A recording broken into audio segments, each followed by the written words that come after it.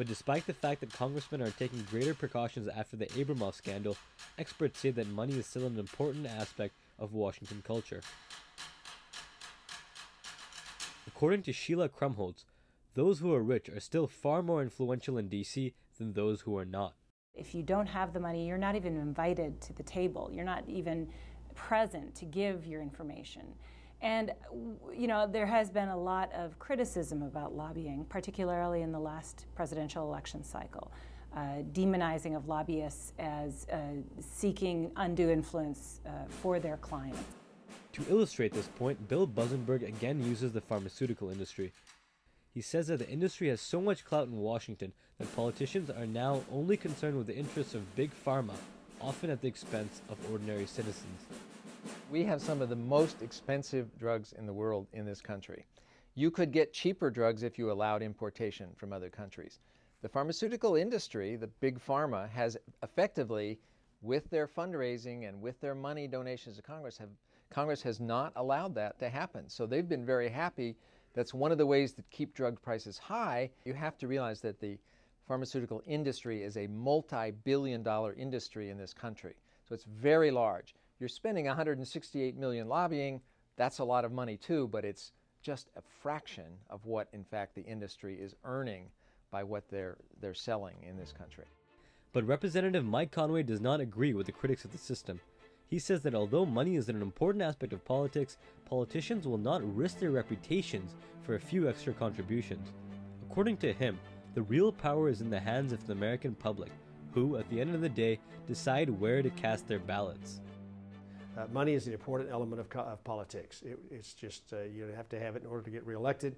But when I'm meeting with someone, and I'm not unique, I don't think, in this regard, when I'm meeting with someone, whether they have donated to my campaign at any point in time never crosses my mind. I had a case one time with the Speaker of the House, Tip O'Neill.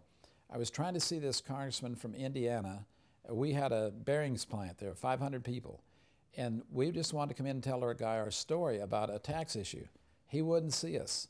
So I talked to Tip O'Neill, and he called that guy and said, listen, you see this man and his chairman of the board because this is how we lose elections when you guys don't have time for them. They've got 500 employees. Talk to them. The next day at 10 o'clock, I received a phone call from the member, and he said, what time do you want to meet? Lobbying is, as I said, it's used as a pejorative, unfortunately. I personally believe it's an integral part of the system and making the system work well. Can it be abused? Yes. Has it been abused? Yes. When that happens, should the member suffer severe consequences? Absolutely. Should the lobbyist suffer severe consequences? Absolutely. But to argue that my staff and I should operate in some sort of a vacuum without any input from anyone else in the system, we'll get really bad laws at that point in time.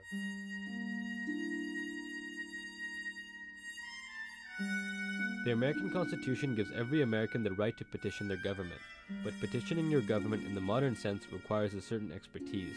This is why lobbyists are hired. Supporters of the lobbying system say that without lobbying, there will be an information gap between the government and the citizens it serves.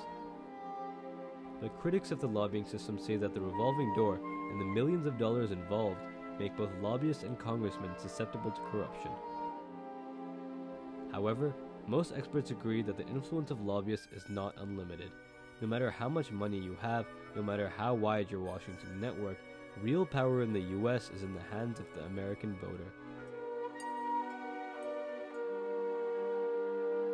And as long as American democracy remains strong, as long as every citizen has a vote, lobbyists will have a difficult job.